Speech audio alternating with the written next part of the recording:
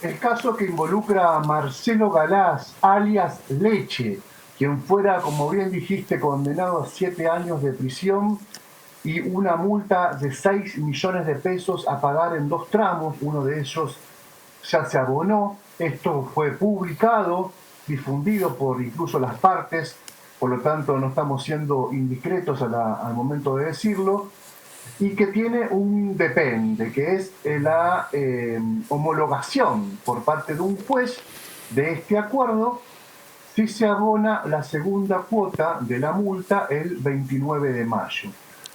Aquí hay varias cuestiones a revisar porque la novedad es que el juez que debía decidir sobre este punto, Santiago Banega, se inhibió de seguir participando, de seguir actuando, porque el procurador de la Corte, en una entrevista radial, el procurador Jorge Barraguirre, que es el que tiene el rol de superintendente, el que tiene el rol de auditar a todos los jueces de la provincia, había manifestado que se iba a iniciar una investigación y van a pedir el expediente en virtud de que les parecía un tanto extraño esta resolución judicial, a partir que el fiscal había, como bien se dijo acá, pedido una pena de 32 años de prisión por tener varios agravantes. La mujer que hoy es mayor de edad, fue abusada entre los 4 y los 10 años de manera permanente por una persona de su entorno familiar.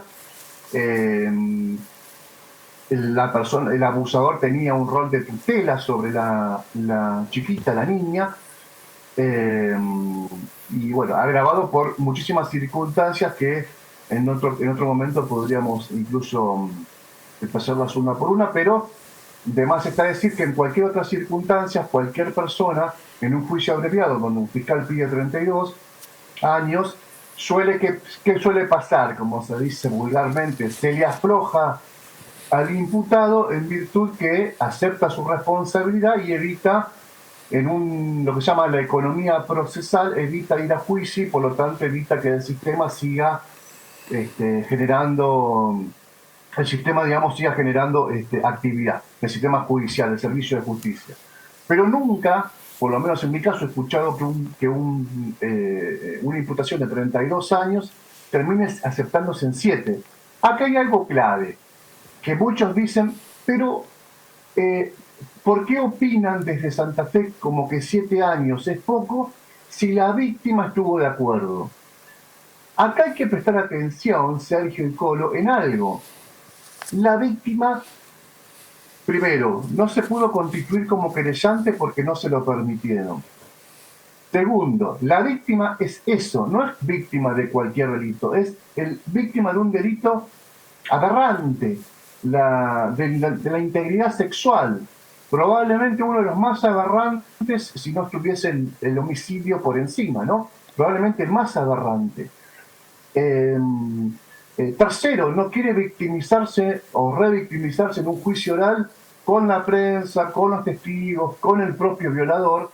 Entonces, hay que entender esa psiquis también. Hay que entender a alguien que no quiere saber más nada, para decirlo de manera sencilla, con este tema. Y acuerda una situación en la cual nosotros desde afuera podríamos decir, bueno, es la voluntad de la víctima, así lo ha querido, y por lo tanto no encontrarle ahí un pero. Sin embargo, hay un pero, que es el siguiente. El, el plexo normativo, el corpus legal que rige en la provincia de Santa Fe, no contempla la posibilidad que se acuerde cualquier monto de pena frente a un delito en particular. Debe respetarse la complejidad de la imputación penal y no pasarla por arriba. Es decir, si ese delito, el que se lo imputó, suponía 32 años de prisión, bueno, por ahí se podían morigerar 2 o 3 temas, pero la pena no te va a dar nunca 7, te va a dar 16, 10, 12 años eventualmente. 7 años de prisión tenía mucho gusto a poco para todos nosotros, que insisto, la vemos desde afuera y lo contamos como una crónica periodística, y eso es lo que el procurador quería saber. ¿Cómo por qué, si es que había opinado antes, el doctor Santiago Banegas, que terminó de inhibirse hace algunas horas, se había opinado como opinó en virtud de que la preocupación es pública. Un procurador, un funcionario público, está para eso. No, si alguien, si un medio de comunicación destaca una situación presumiblemente irregular en un proceso judicial, el procurador no puede hacerse el sonso. Ningún funcionario público puede hacerse el sonso, pero el procurador menos. Tiene que iniciar una acción, una investigación. Si no tuvo nada que ver el juez, si no opinó, se archivará. Si opinó, habrá que ver si opinó con un criterio legal. Bueno, todo esto que en Reconquista en Avellaneda se está viendo como un escándalo y que se lo acusa el procurador de haber entorpecido el proceso, a mí me parece que lo que aquí probablemente tenga un condimento especial es la sensibilidad que genera el tema, porque hay una niña, una joven que fue abusada durante mucho tiempo y obviamente estaremos todos, me parece, de ese lado desde el punto de vista emotivo, pero hay que ver el costado judicial que no es menor. Así que habrá que ver qué juez se designa para la homologación del acuerdo. Si no paga Galás la segunda cuota, no se concreta ese acuerdo abreviado y bueno, deberá purgar una condena mucho más alta. Vos me preguntaste esta semana si Galás estaba detenido, Sergio, Sí. y les tengo que decir algo. Galás estuvo 6 meses detenido al principio de la investigación en 2001. Después pasó todo el proceso en libertad. De hecho, ahora está en libertad. No, no se Galás. puede creer, no se puede creer. Galás está en situación de libertad. Galás es un privilegiado, por llamarlo de una forma elegante. Galás, que era funcionario de la Municipalidad de Avellaneda en la gestión de Dionisio Escarpín. Hagan algo con ese violador, por favor. Muy amigo del senador Orfilio Marcón, actual senador por el departamento obligado por el partido, la Unión Cívica Radical. Una persona muy vinculada políticamente. Sí, se nota. Se renota. Totalmente. Y quiero agregar un dato que no es menor. La Colo probablemente haya explorado mejor que nosotros este asunto. Hay un tratamiento, esto lo digo con mucho respeto a la actividad periodística y a los colegas, pero hay un tratamiento en el norte, en los medios del norte sobre este tema, que me parece muy equivocado en este punto. Se está todo el tiempo mencionando el nombre de la abusada. Claro, no. Todo el tiempo se dice la persona fulana de tal, es la abusada por esta persona durante su niñez, y Avellaneda es una localidad, Avellaneda es una localidad muy pequeña, aunque muy no lo pequeña fuera. al norte. ¿Hola?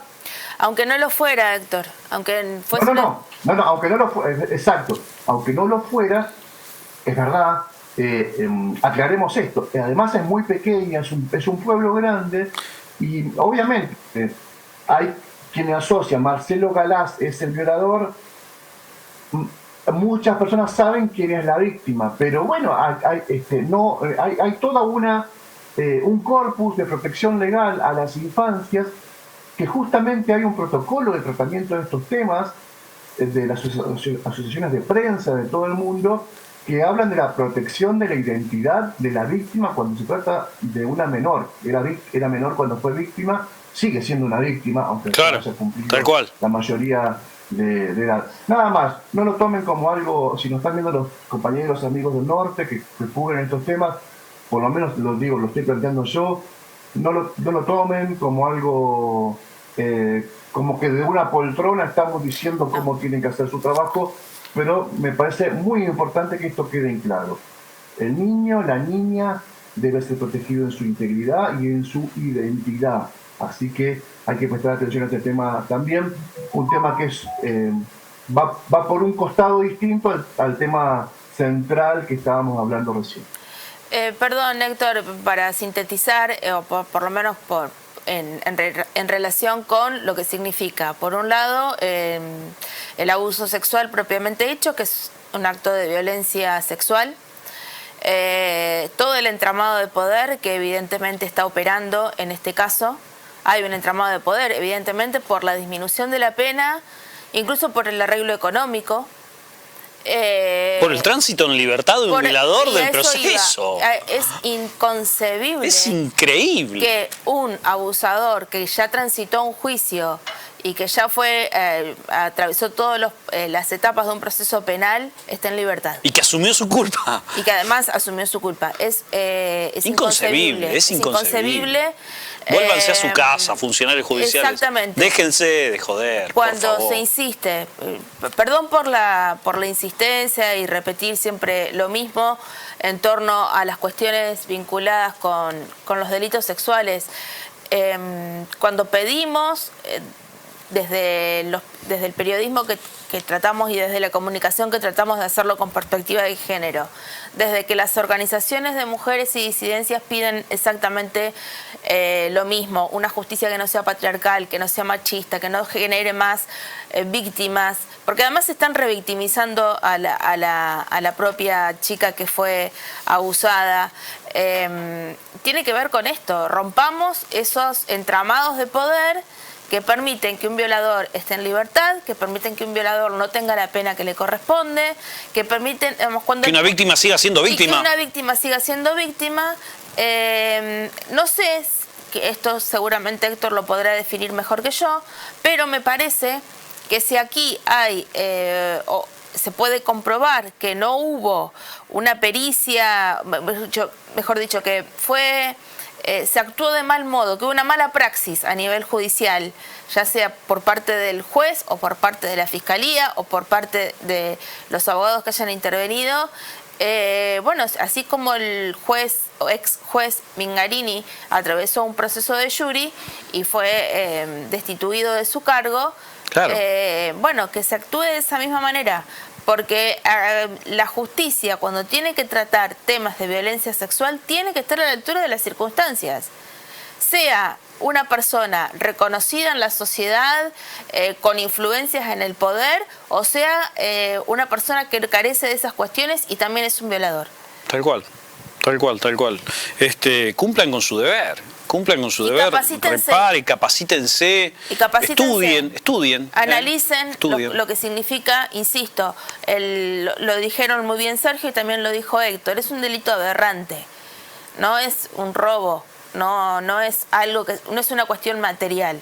Es una violación, el ultraje... De por vida. De por vida. De por vida. Y si no, hay un montón de series y películas que narran de qué estamos hablando. Bueno, no, y en todo caso, si hay, claro, series y películas, déjenle su lugar a alguien que pueda hacerlo bien y vayan a mirar esas series y películas tranquilamente, en vez de cumplir su función como la están cumpliendo o incumpliendo. Y si no, escuchen a las organizaciones sociales. Escuchen a las organizaciones sociales, a las organizaciones de mujeres, a las víctimas de la violencia de género. Escuchen a las víctimas de la violencia de género y van a saber exactamente qué es atravesar por estas cuestiones.